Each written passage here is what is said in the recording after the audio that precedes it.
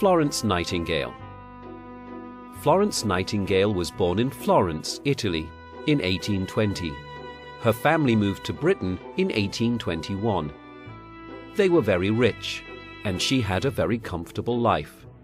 However, from a young age, Florence dreamt of becoming a nurse.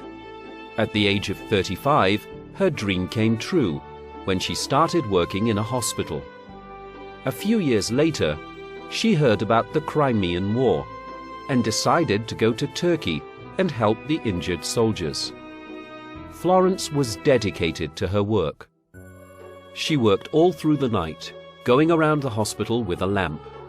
This is why people called her the Lady with the Lamp. After the war, she started the first school for nurses in London.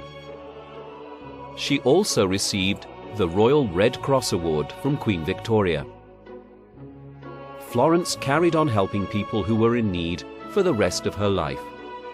She is still an inspiration to many young people all over the world. Florence Nightingale was an important woman in history. Do you know about any other important women in history? Who are they? What did they do?